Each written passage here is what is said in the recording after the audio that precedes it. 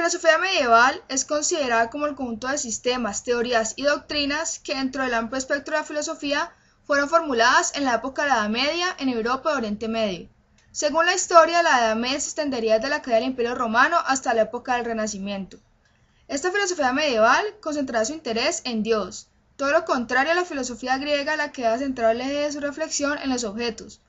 Por lo consiguiente, uno de los problemas más discutidos durante este periodo fue la relación entre la fe y la razón, es decir, la naturaleza que los rodeaba y la creencia en la existencia de Dios. Los filósofos de la Edad Media dieron más o menos por sentado que el cristianismo era lo verdadero. La cuestión era si había que creer en los milagros cristianos o si también era posible acercarse a las verdades cristianas mediante la razón. No cree en la posibilidad del vacío absoluto, tampoco cree que el universo sea infinito.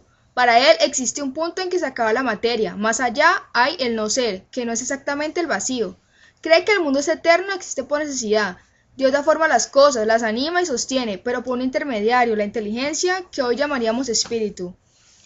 El Corán facilita esta solución cuando dice que lo primero que Dios creó es la inteligencia, y ellas se derivan para Avicena todas las cosas.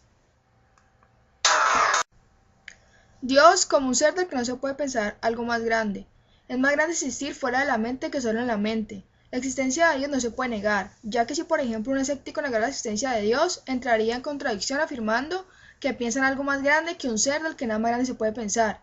Por lo consiguiente, deducimos de que Dios existe.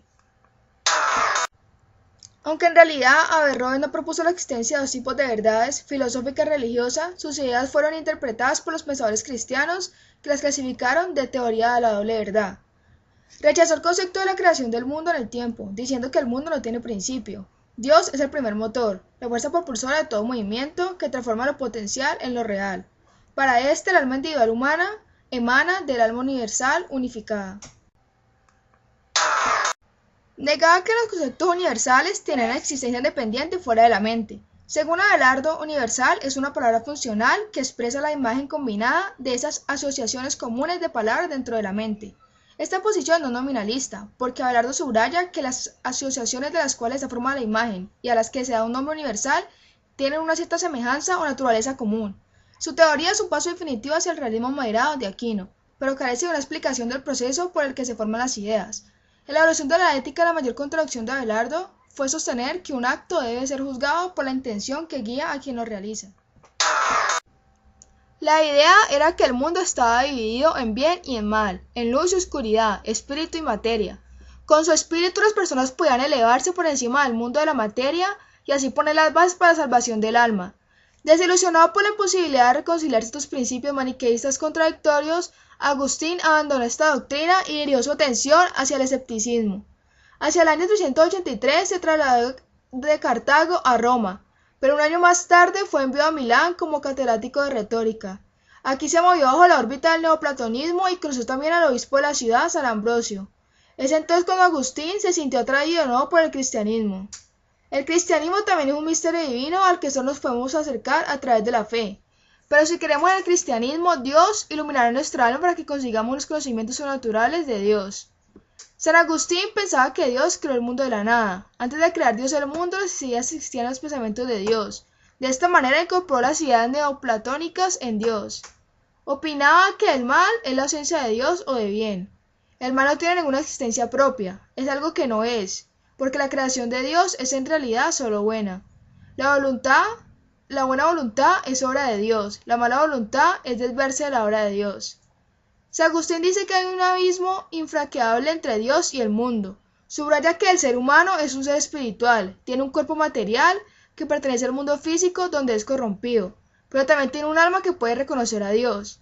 Según San Agustín, toda la humanidad entró en perdición después del pecado original, y sin embargo Dios ha determinado que algunos seres humanos serán salvados de la perdición eterna, pero dice que ninguna persona merece la salvación de Dios. El planteo filosófico de Santo Tomás está determinado por la introducción de la doctrina de la doble verdad.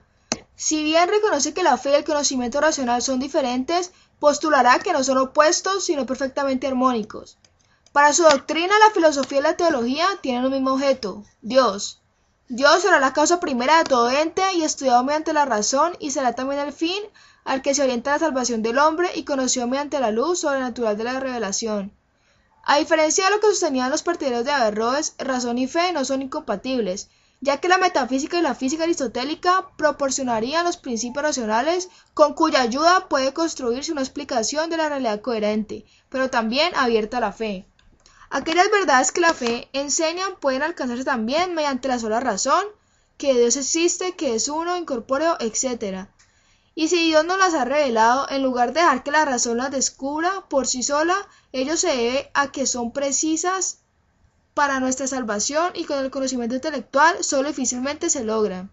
Si bien en principio todos pueden conocerlas, de hecho las conocen racionalmente solo muy pocos. Pero la razón no puede lanzarse totalmente a Dios. Para la salvación son precisas verdades que superan todo poder de la razón y solo pueden conocerse mediante la revelación.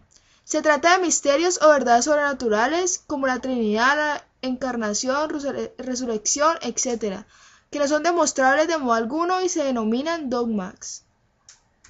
Sin lugar a duda, el conocimiento racional es más claro que el de la fe y por ello, hasta donde lo racional llegue, hay que preferir tal camino. Pero si por su modo de conocimiento la razón es superior, la fe excede pues que el sujeto es infinito, Dios que supera todo cuanto la razón puede alcanzar. Pero la filosofía no debe negar la revelación, sino cumplir su propia función, hacer ver que los misterios no son irracionales sino suprarracionales, es decir, que sin ser opuestos a la razón, la superan. Consideraba que era importante eliminar todo lo que no fuera evidente en la intuición o lo necesario para explicar la realidad. Lo que se afirma es la no existencia de naturalezas o esencias universales comunes a varios individuos. No hay más que cosas singulares que valen por sí mismas. Un concepto universal sustituye en la proposición a un conjunto de individuos semejantes. Ockham alcanzó la fama como alguien que aplicó la lógica de forma rigurosa para mostrar que muchas creencias de los filósofos cristianos, por ejemplo la de que Dios es uno, omnipotente, creador de todas las cosas y que el alma humana es inmortal, no se podían probar mediante la razón filosófica o natural, sino tan solo a través de la revelación divina. Los asuntos de la razón no tenían que ser de incumbencia para la fe, ni los de la fe para la razón. Su nombre se atribuye al principio de economía en lógica formal, conocido como la navaja de Ockham, según la cual las entidades no tienen que ser multiplicadas sin necesidad.